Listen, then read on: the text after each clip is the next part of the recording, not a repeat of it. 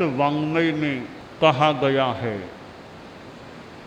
उल्लो सुक्कोय दो छूढ़ा, गोलया मट्टिया मया, दो भी आवडिया कुड्डे, जो उल्लो सो तत्थ लग गई। आदमी जीवन चलाने के लिए पदार्थों का उपयोग करता है, भोजन करता है, पानी पीता है, कपड़े पहनता है, मकान में रहता है, कभी दवाई भी ले लेता है। जीवन की कई आवश्यकताएं होती हैं, उनमें रोटी, पानी और हवा, रोटी, पानी और हवा, ये तीनों प्रथम कोटि की आवश्यकताएं हैं। और इन तीनों में भी हवा तो सबसे ज़्यादा आवश्यक है। उसके बाद पानी भी आवश्यक है। पानी के बिना भी कुछ दिन आदमी रह सकता है। और उसके बाद भोजन की आवश्यकता, कभी भोजन न भी मिले तो पानी पीना आवश्यक हो जाता है। कई लोग संथारा करते हैं, तिविहार संथारा करते हैं, भोजन तो बंद है पर पानी लिया जा रहा है। यानी पानी के बिना जो प्यास लग जाती है, इसलिए मैं कई बार चौबिहार संथारा की स्वीकृति झटपट नहीं देता हूँ। क्योंकि चौबिहार संथारा पचका दें, उसमें कई बार मैं थोड़ा संकोच रखता हूँ। क्योंकि चौबिहार संथारा बहुत मुश्किल काम है, प्यास लगती है गर्मी में, फिर क्या परिणाम, क्या स्थिति बन जाए। इसलिए चौबिहार संथारा तो और भी सोच करके कराना चाहिए, क्योंकि पानी के बिना शरीर की और मन की स्थिति गड़बड़ा सकती है। तो हवा, पानी और भोजन, ये जीवन की प्रथम कोटि की आवश्यकताएं हैं। एक संस्कृत का श्लोक है, पृथिव्याम त्रीणि रत्नानि जल मन्नम सुभाषितम मूढ़ै पाषाण खंडेषु रत्न संज्ञा विधीयते। कवि ने कहा कि धरती पर तीन रत्न हैं। एक तो जल, पानी रत्न है, दूसरा अन्न, अनाज रत्न है, तीसरा सुभाषित, अच्छी वाणी, वो रत्न है। शास्त्रों की अच्छी वाणी कितना आध्यात्मिक संपोषण दे सकती है। आदमी की अच्छी वाणी कितना संबल दे सकती है। तो जल, अन्न और सुभाषित, ये तीन रत्न हैं।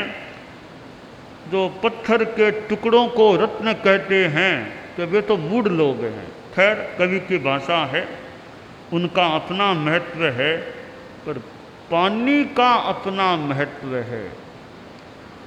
पानी का कितना महत्व है। एक बार की बात है, एक राजा एक साधु के पास चला गया। तो राजा ने सोचा, साधु जी को मैं अपने राज्य के बारे में बताऊं, कितना विशाल मेरा साम्राज्य है। तो वो अपने राज्य का बखान करने लग गया। मेरे पास इतनी हस्ती सेना, इतनी अश्व सेना, और वो है, वो है, वो है। काफी देर बोलता गया, साधु शांति से सुनता गया। जब राजा बोलते बोलते चुप हो गया, तब साधु ने थोड़ा बोला कि राजन, तुमने इतना बखान किया अपने साम्राज्य का, उसका क्या मूल्य है? कि महाराज आप बताओ, इतना बड़ा साम्राज्य क्या मूल्य है? साधु बोला, मेरी दृष्टि में तो इतने साम्राज्य का मूल्य है 2 गिलास पानी। 2 गिलास पानी सारे साम्राज्य का मूल्य है। बोला, बाबा जी आपने तो अवमूल्यन कर दिया मेरे राज्य का। 2 गिलास पानी में इतना बड़ा राज्य आ सकता है? तो बाबा बोला, राजन एक बात बताओ। बोलो महाराज जी, क्या बात है? तो देखो, तुम कभी मान लो जंगल में चले गए और अकेले ही थे, बहुत प्यास लग गई, तुमको लगा अब 1 घंटा पानी नहीं मिलेगा तो प्राण चले जाएंगे। इतने में एक कोई आदमी आ गया, उसके पास केतली थी, पानी था। तो तुमने पूछा, भैया पानी कहाँ? पानी तो है। कहा, पानी मुझे पिला दो। कहना, क्यों पिला दूं तुम्हें? मेरा पानी तुमको क्यों पिला दूं? कि मैं राजा हूं। राजा हो तो अपने राज्य में हो, मुझे क्या मतलब है तुमसे? तो भैया बहुत प्यास लगी है, 1 गिलास पानी पिला दो। तो कह, नहीं 1 गिलास पानी पिला दूं, तुम इसका मूल्य क्या चुकाओगे? तो तुम बोलो क्या लोगे मूल्य? तो 1 गिलास पानी पिलाऊं, तुम्हारा आधा राज्य लूंगा। तो राजा तुम उस समय क्या करोगे? कि महाराज जी आधा राज्य दे दूंगा, पर पानी तो पीऊंगा प्राण बचाने के लिए। ठीक है, आधा राज्य दे दूंगा 1 गिलास पानी पीने के लिए। ठीक है। राजन दूसरी बात, तुम फिर कभी जंगल में जा रहे थे, बहुत गर्मी थी, शरीर में तुम्हारे उष्मा या गड़बड़ हो गई, मूत्रावरोध हो गया, पेशाब उतरना बंद हो गया। अब तुम छटपटाने लगे, पेशाब नहीं उतर रहा है। कोई वैद्य मिल गया जंगल में। तुमने कहा, भैया बहुत तकलीफ है, आप जानकार हो तो बताओ क्या करूं? उसने कहा, मैं वैद्य हूं। बहुत अच्छी बात है, मेरे मूत्रावरोध हो गया है, बहुत तकलीफ सी हो रही है। कहा, मैं इलाज तो कर सकता हूं। इलाज कर दो। तो इलाज कर दो, मुझे क्या फीस दोगे? तो आप बोलो क्या फीस लोगे? तो भैया मैं दवाई दे करके 1 गिलास जितना पेशाब उतार दूंगा, तो तुम्हारा आधा राज्य लूंगा। तो राजा तुम क्या करोगे? महाराज आधा राज्य देना मंजूर कर लूंगा, इतनी तकलीफ है तो मैं 1 गिलास पानी पेशाब उतना उतार दे तो भी शांति मिल जाती मुझे। तब साधु बोला, तुम्हारे राज्य का मूल्य कितना हुआ? 1 गिलास पानी पिलाने वाले को आधा राज्य दे दिया। 1 गिलास जितना पानी उतारने वाले को आधा राज्य, पेशाब उतारने वाले को आधा राज्य तुमने का दे दूंगा, तो तुम्हारे राज्य का मूल्य कितना हुआ? 2 गिलास पानी हो गया ना। कि बाबा जी यह बात तो ठीक ही है। तो बाबा बोला, ज़्यादा घमंड मत करना राज्य का। ठीक है, राज्य है तो है, राज्य का मूल्य 2 गिलास पानी है। ठीक है, यानी जल का कितना मूल्य है, पानी का कितना महत्व है। कई बार पानी की किल्लत की बात सामने आती है, जल संरक्षण की बात सामने आती है और पानी की सीमा कर दी जाती है। हमारे धर्म संघ में तो एक घटना घट गई। साधु लोग थे और पानी की कमी थी, तो मुखिया मुनि जी थे, उन्होंने संभवतः किया होगा, व्यवस्था कर दी कि जो भी साधु हमारे ग्रुप में हैं, पानी माप करके पीना। पानी थोड़ा आया है, माप बता दिया, इतना इतना पानी, ज़्यादा नहीं पीना। एक साधु आया, ज़्यादा पानी पी गया। उसको कहा, रे भाई इतना पानी अकेले पी गए, और भी तो संत हैं, अकेले इतना पानी पी गए। तो जो भी थोड़ा अनुशासनहीनता का परिचय दिया होगा, अंट संट बोला होगा, तो मुखिया मुनि जी ने कहा, मैं तुम्हारा संग से संबंध विच्छेद करता हूँ, तुमने अनुशासनहीनता की क्यों बोलते हो। उसका आर पानी तोड़ दिया साधु का। कहते हैं बाद में, पुरानी बात है, तो भारमल जी स्वामी का युग था, दूसरे आचार्य श्री का। तो मुनि रायचंद जी जो बाद में तीसरे आचार्य बने, उन्होंने कहा, वो मुखिया मुनि थे स्वरूपचंद जी स्वामी का, स्वरूप अच्छा नहीं किया, बेचारे साधु को छोड़ दिया थोड़ी सी बात के लिए। तब आचार्य श्री भारमल जी स्वामी ने कहा संभवतः कि नहीं नहीं, स्वरूप ने ठीक किया, अनुशासनहीनता करने वाले के साथ ऐसा ही करना चाहिए। हालांकि यानी पानी का कितना महत्व होता है। तो जल रत्न है, अनाज भोजन रत्न है। आपके पास हीरे पन्ने बहुत हैं, पर खाने में तो रोटी काम आती है, न कि हीरे पन्ने खाने में काम आते हैं।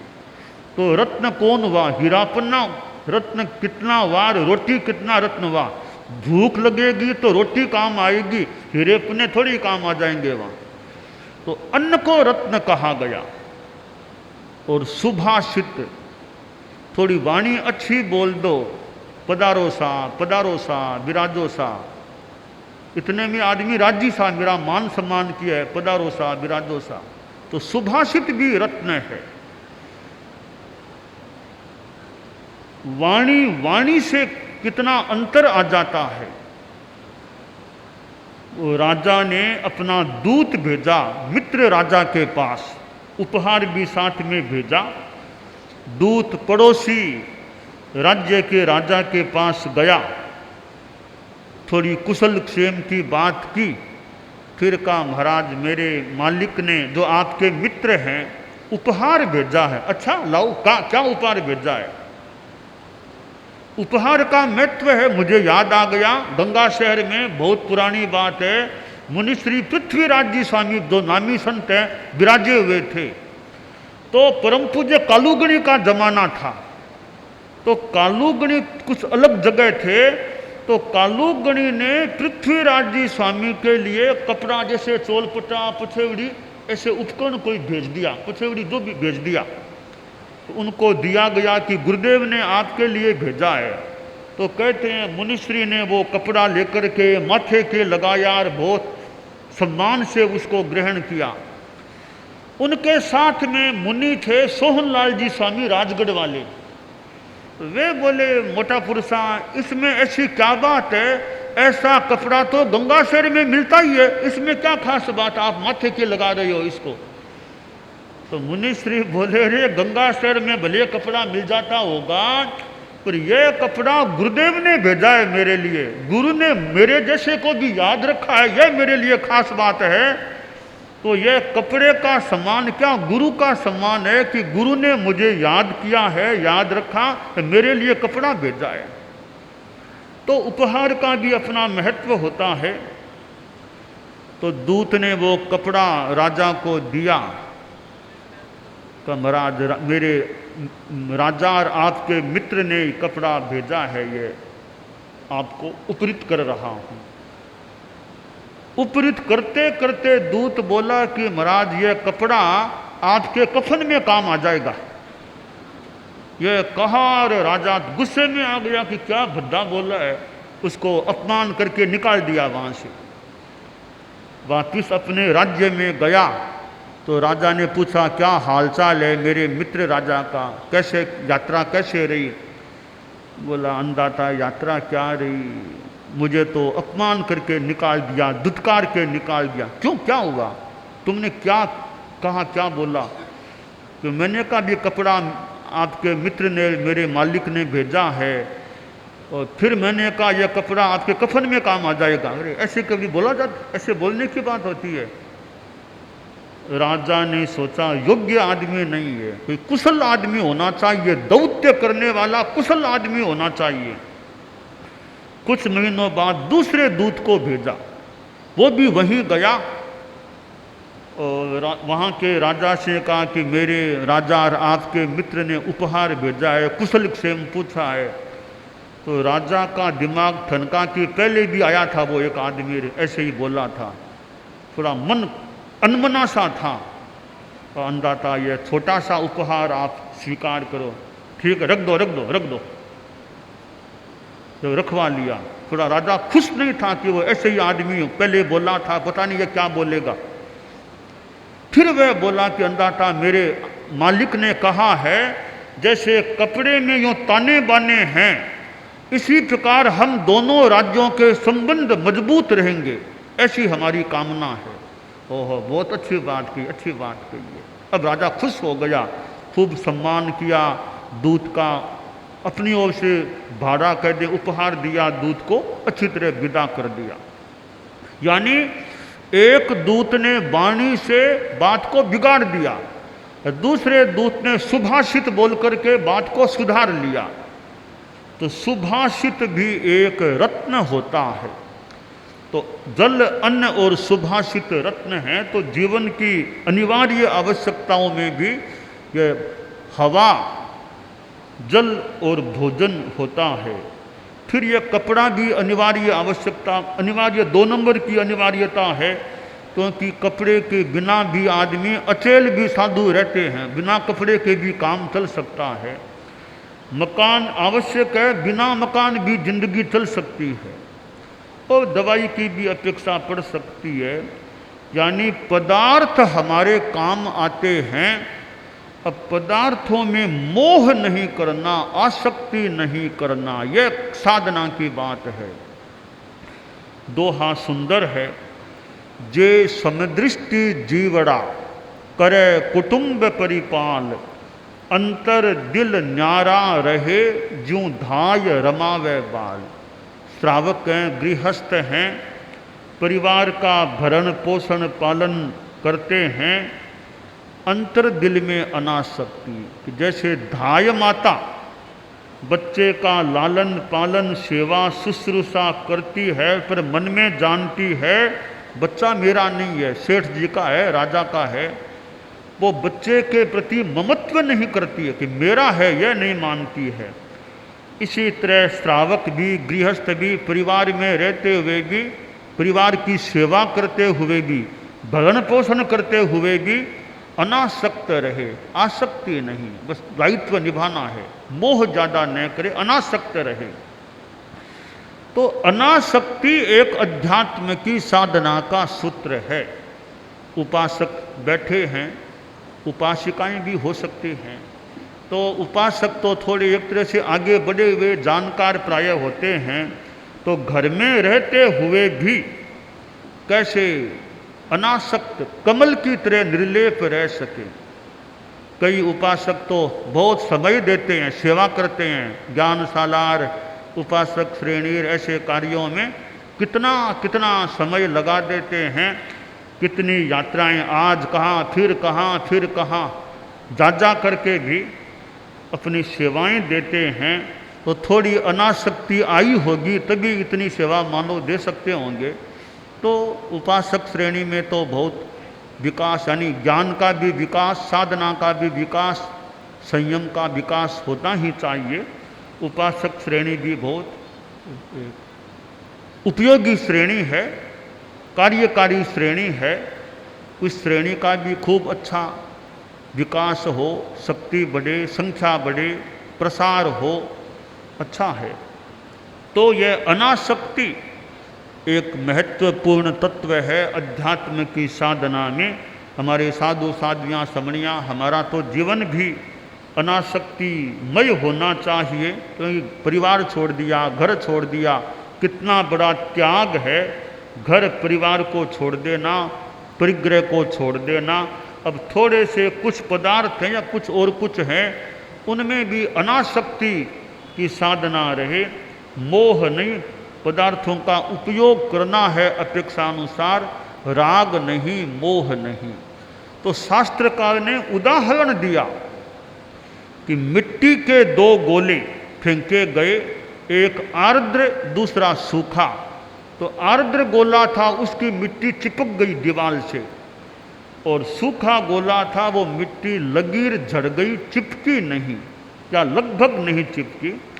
तो इसी प्रकार आदमी सूखे गोले की तरह रहे, कर्म चिपके नहीं। आसक्ति होने से सघन कर्म बंद हो सकता है, अनासक्त अवस्था में कर्म बंध विशेष नहीं होता, पाप कर्म का बंध विशेष नहीं होता। इसलिए हमें अपने जीवन में अनासक्ति की साधना का अभ्यास करना चाहिए, रखना चाहिए।